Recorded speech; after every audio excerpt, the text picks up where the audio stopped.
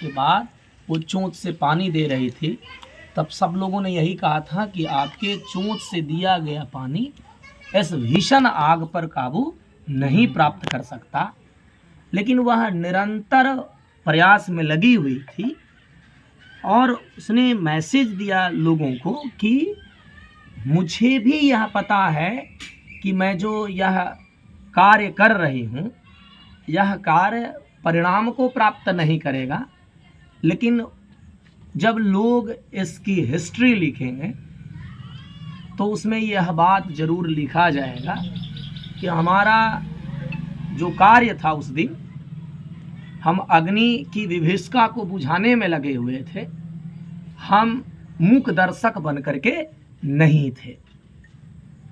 तो ऐसे में ये जो सभा है, भले ही इसकी संख्या कम है, लेकिन इस सभा का जो उद्देश्य है वह बहुत पवित्र है। और पवित्र उद्देश्य के साथ अगर हम किसी कार्य को करने के लिए निकलते हैं तो अंजाम हमेशा सकारात्मक होता है। हाँ, एक बात है कि शिक्षा ही एक ऐसा हथियार है जिसके माध्यम से हमारा जो इस सभा का जो उद्देश्य है, उस उद्देश्य को हम बहुत आसानी तरीके से प्राप्त कर पाए। क्योंकि शिक्षा जैसे ही आपके पास आएगा, आप अपने समस्या का समाधान खुद करने लगेंगे, आप अपने कारण का निवारण खुद ढूंढने लगेंगे, आप अपने प्रॉब्लम का सॉल्यूशन खुद करने लगेंगे। इसलिए सबसे बड़ी विषय है कि शिक्षा के प्रति गांव-गांव में जा करके अलख जगाना है। शिक्षा के प्रति जा करके गांव में जन जागरण करना है। क्योंकि एक सेंट और एक परफ्यूम जब आप लगाते हैं तो आपको बदन को खुशबू प्रदान करता है और आसपास के छोटे से वातावरण को या एक घर को सुगंधित करता है। लेकिन शिक्षा रूपी जब सेंट बॉडी में लग जाएगा, शिक्षा रूपी जब मेरिट आ जाएगा परफ्यूम, तो उसकी जो सुगंध है वो सीमा के अंदर बंद करके नहीं रहेगा, वो बहुत दूर फैल जाएगा। ठीक ही कहा गया है कि विद्वान प्रशस्यते लोकः विद्वान सर्वत्र गौरवम विद्या लभते सर्वविद्या विद्या सर्वत्र पूज्यते। और जहाँ तक ये बात रह गई कि आज के डेट में एक कहानी मुझे स्मरण हो रहा है, प्रासंगिक कहानी है, कि जब कोई लोग बोलते हैं कि हमें इस विषय को लेकर के कुछ नहीं कहना है, हमें इससे क्या मतलब है, तो एक कहानी है। एक चूहा एक घर में निवास करता था और अन्य साथी भी उस घर में रह रहे थे। तो उसके मकान मालिक ने एक चूहेदानी लाया था फंसाने के लिए। तो चूहा ने उस मकान में रहने वाले अन्य साथियों को अनुरोध किया कि देखिए हमारे साथ हादसा होने वाला है, इस चूहेदानी में हम या हमारे बच्चे या हमारा परिवार किसी न किसी दिन फंस जाएगा। इसलिए उसने उस घर में रहने वाले बकरी के परिवारों से कहा कि आप इसको फेंक दीजिए। तो बकरी के परिवार ने सहमति नहीं जताया कि हमें मकान मालिक से कोई दिक्कत नहीं है, हमारी परवरिश वो अच्छे तरीके से कर रहे हैं। तब उन्होंने जाकर के मुर्गे के परिवार से अनुरोध किया था और मुर्गा ने भी उनको मदद करने से मना किया। ऐसे में चूहा सपरिवार उस घर से विदा ले लिए और उस चूहेदानी में दूसरे दिन की बात है कि एक जो विषैला नाग है वो फंसा है और उसको निकालने के दरमियान में उस मकान की जो मालकिन है उसको वो काला नाग डस लेता है और जहर का असर इतना ज़्यादा हुआ कि वो मूर्छित होती है और उसे अस्पताल लेकर के लोग जाते हैं। चिकित्सीय निरीक्षण परीक्षण के दौरान उनकी हालात सुधरती है, शाम का वक्त है, कुछ शुभचिंतक अस्पताल परिसर में पहुंच चुके थे। अस्पताल में जानते ही हैं बहुत लोगों को रहने की इजाज़त नहीं दिया जाता है, तो लोग वापिस घर पे जब आए तो खुशी खुशी आए कि अब वो बच जाएंगी। तो रात्रि के लिए भोजन का क्या व्यवस्था किया जाए, तो उस मुर्गे के परिवार में से मुर्गा को वहाँ पे काट दिया गया और मुर्गा चावल लोग खा करके आराम से सो गए। जब स्वास्थ्य पूर्ण रूप से सही जब हो गया तो वह सकुशल जब आई तो घर में आनंद का माहौल था। सब लोगों ने एक बड़ा सा पार्टी का आयोजन करवाया और ऐसे में बकरी के परिवार के मुखिया खस्सी को काट दिया गया और सब लोग खाए।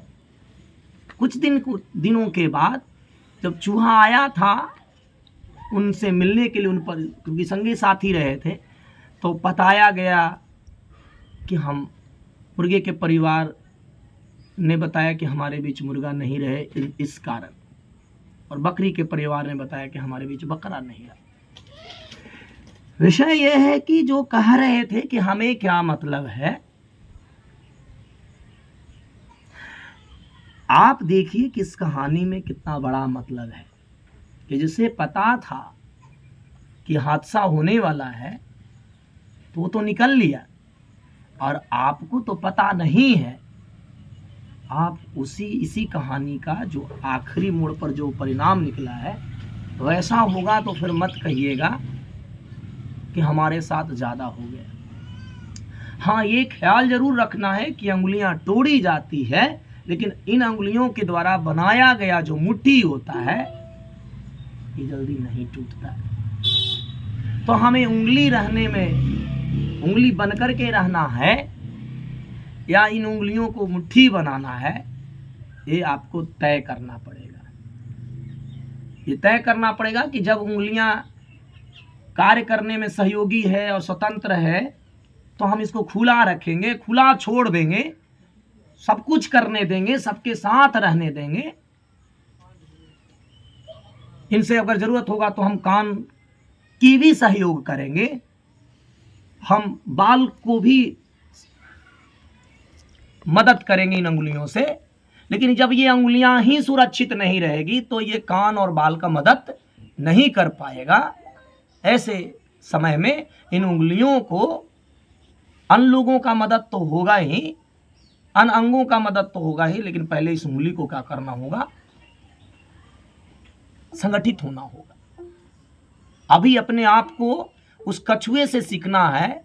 जब कछुआ मुड़ी निकाले हुए रहता है तो आदमी क्या करता है, ऐसे उंगली करता है, डंटा से उसके पार मारता है, तो वो मुड़ी को क्या कर लेता है, अंदर कर लेता है। तब लोग ऐसे पलट कर करके उसके पैरों पे ऐसे करते हैं तो पैर को भी वो अंदर कर लेता है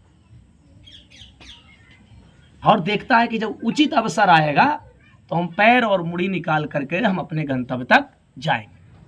तो जैसे कि इस पूर्व के वक्ताओं के माध्यम से जो ये सूचना प्राप्त हो रही है कि हमें कुछ नहीं बोलना है अभी, तो एक वाक्य याद आ रहा है कि एक बार की बात है कि एक सरोवर में एक कछुआ और दो बगुला रहते थे और भीषण गर्मी के कारण सरोवर का जल सूख रहा था।